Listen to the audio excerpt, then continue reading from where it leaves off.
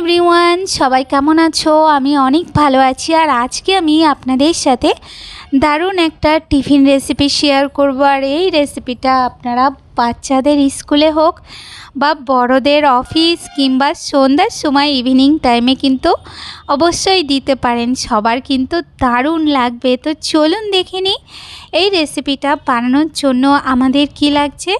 তো প্রথমে আমি এখানে নিয়ে নিয়েছি একটা বোল, ওর মধ্যে আমি দিয়ে দিয়েছি একটা পেঁয়াজ কেটে দিয়েছি। আর পেঁয়াজটাকে আমি এভাবে পাতলা পাতলা স্লাইস আকারে কেটে নিয়েছি। আর ওই একইভাবে আমি একটা টমেটো আর হাফ ক্যাপসিকাম নিয়ে নিয়েছি।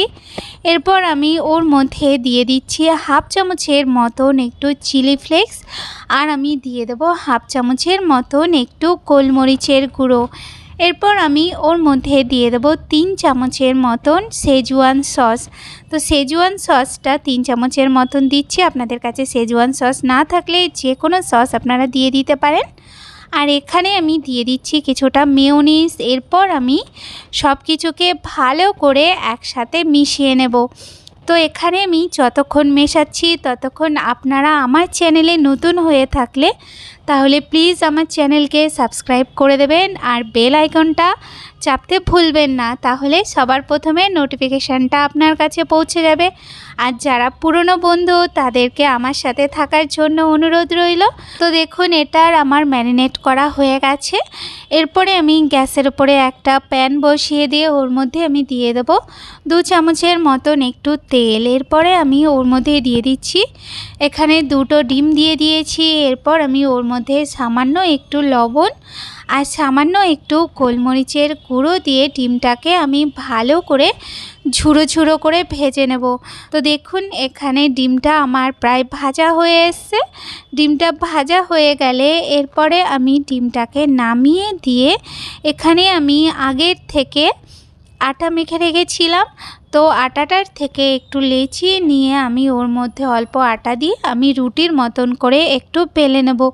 তো এখানে আমি রুটিটাকে একটু বড় সাইজের করে আর একটু পাতলা আকারের করে বেলে নিচ্ছি। এই যে দেখুন ঠিক এই রকম করে রুটিটাকে বেলে নিতে হবে। তো আমার রুটিটা বেলা হয়ে গেলে এরপরে আমি গ্যাসের উপরে তাওয়া বসিয়ে দেব। তাওয়াটা বসিয়ে দিয়ে তারপরে আমি রুটিটাকে একটু ভেজে নেব। আর এখানে কিন্তু আমি রুটিটাকে একদম পুরোপুরিভাবে ভেজে নেব না, রুটিটা হালকা হালকা কাঁচা অবস্থায় থাকবে এরকম অবস্থা পর্যন্ত আমি রুটিটাকে ভেজে নেব। এই যে দেখুন আমার রুটিটা ভাজা হয়ে গেছে। এরপরে আমি রুটিটাকে নামিয়ে নিয়ে আমি এরকম একটা ছুরির সাহায্যে এরকম মাঝ বরাবর একটু হাফ কেটে নেব যাতে করে এরকমভাবে ফোল্ড হয়ে যায়। এরপরে আমি একটা সাইডে লাগিয়ে দেব। এখানে আমি নিয়ে নিয়েছি একটুখানি টমেটো ক্যাচাপটা লাগিয়ে দিয়ে এরপর আমি আরেকটা সাইডে যে ডিমটাকে আমি ভেজে নিয়েছিলাম সেই ডিম ভাজাটা আমি ওর মধ্যে দিয়ে দেব। আরেকটা সাইডে আমি ম্যারিনেট করা যে মশলাটা ছিল সেটা আমি দিয়ে দেবো। তো এখানে আমি মশলাটা একটু বেশি করে দিচ্ছি, বেশি করে দিলে কিন্তু খেতে খুব সুন্দর লাগে। তো এরপরে আমি অপর সাইডে দিয়ে দেবো এখানে আমি চিজকে আগে থেকে গ্রেট করে রেখেছিলাম সেই চিজটা দিয়ে এরপর আমি টমেটো ক্যাচাপের উপরে আমি এখানে স্লাইস করে কেটে রেখেছি শসা সেটা দিয়ে দিয়েছি। আর আমি এখানে 2 টুকরো বিট কেটে রেখেছিলাম সেটা আমি এরকমভাবে দিয়ে দেব। তো দেখুন এখানে আমার সব কিছু দেওয়া হয়ে গেছে। আমি এরপরে এটাকে একটু এইভাবে ফোল্ড করে দেব।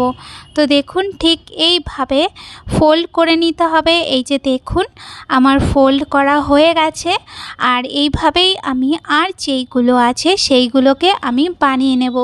এই যে দেখুন এখানে আমি 2টো বানিয়ে নিয়েছি। এরপর আমি এগুলোকে একটু সেঁকে নেব। তো ছেঁকে নেওয়ার জন্য এখানে আমি গ্যাসের উপরে একটা তাওয়া বসিয়ে দিয়ে তার মধ্যে আমি দিয়ে দিয়েছি একটু বাটার। তো এখানে আমি বাটার ইউজ করছি, আপনারা চাইলে ঘি দিয়েও এটাকে হালকা ফ্রাই করে নিতে পারেন। এরপরে আমি যেই রুটিগুলোকে র্যাপ করেছিলাম সেই রুটিগুলো আমি এইভাবে দিয়ে দেব। আর এখানে কিন্তু আমি গ্যাসটাকে একটু মিডিয়াম করে রেখেছি। তো 20-25 সেকেন্ড রাখলেই দেখতে পাবেন যে একটা সাইড একটু হয়ে এসছে। এরপরে আমি এইভাবে ওপরটা হালকা হালকা প্রেস করে দিয়ে তারপরে আমি এইভাবে একটু উল্টে দেব। তো দেখুন কালারটা কতটা সুন্দর এসছে, হালকা হালকা ব্রাউন কালার চলে এসছে। আমি আর যেটা আছে সেটাকেও এইভাবে উল্টে দিয়ে সেটাকেও আমি এইভাবে ছেঁকে নেব। তো এই যে দেখুন আমার ছেঁকা হয়ে গেছে, এরপরে আমি এটাকে নামিয়ে নেব। এই টিফিন রেসিপিটা কিন্তু দারুণ মজার একটা টিফিন রেসিপি, আশা করছি বাচ্চা থেকে বড় সবার খুব পছন্দ হবে।